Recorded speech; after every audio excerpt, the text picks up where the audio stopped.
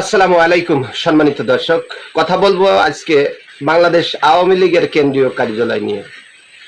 গত কয়েকদিন ধরে দেখতেছি বাংলাদেশ আওয়ামী লীগের কার্যালয়ে একটা ব্যানার টানিয়ে এই ছাত্র জনতা কন, এনসিপি কন, সুৎখোর মহাজন কন, এরা দোসরেরা সেই আওয়ামী লীগের কেন্দ্রীয় কার্যালয় পরিষ্কার পরিচ্ছন্ন করতেছে। ওরা বলে কি বানাবে। আপনারা জানেন জননেত্রী শেখ হাসিনার পতনের পরে এই আওয়ামী লীগের কেন্দ্রীয় কার্যালয়ে প্রথমে লুটপাট চালানো হলো, তারপর ভাঙচুর করে মূল্যবান মালামাল গুলো নিয়ে যাওয়া হলো, এরপরে আগুন লাগানো হলো। আগুন লাগায় তারা ক্ষান্ত হয় নাই, পরবর্তীতে তাকে গণ টয়লেট হিসাবে ব্যবহার করা শুরু হলো। প্রায় একটা বছর সেখানে ছিন্নমূল মানুষ তারা ওর ভিতরে পায়খানা করিয়া তাকে দিয়ে পায়খানা করানো হলো। এখন সেগুলো আবার নিজেরা পরিষ্কার করতেছে। তো এই কথাগুলো কইতে যাইয়া একটা গল্প মনে পড়ছে, গল্পটা আগে বলি। আল্লাহ রাব্বুল আলামিন নূহ আলাইহিস সালামকে একটা নৌকা বানানোর নির্দেশনা দিলেন। আল্লাহ রাব্বুল আলামিনের নির্দেশনা পাইয়া নূহ আলাইহিস সালাম নৌকা বানানো শুরু করলেন।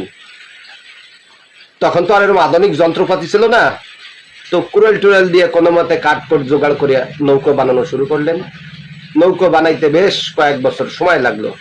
নৌকাটা যখন তৈরি হয়ে গেল, তখন কাফেররা নূহ আলাইহিস সালামের কাছে জিজ্ঞেস করলো যে নৌকা কিসের জন্য বানাইছো? তাকে আমার আল্লাহ রাব্বুল আলামিন আমাকে নির্দেশ দিছে, আল্লাহর নির্দেশ পালন করছি। তখন কাফেররা আর আল্লাহ আরে নৌকা বানাতে কইছে। তখন কাফেররা তার গোত্রদের মাঝে ছড়িয়ে দিল যে আমাকে সৃষ্টিকর্তা কইছে নহুরাই নৌকোর ভিতরে পায়খানা করতে। এখন কাফেরদের সৃষ্টিকর্তা এই বলে প্রচার যখন করা হলো, এই কাফেরেরা এসে নৌকায় পায়খানা করা শুরু করলো। তো বিশাল নৌকা পায়খানা যখন করা শুরু করলো, নূহ আলাইহিস সালাম কি করবে?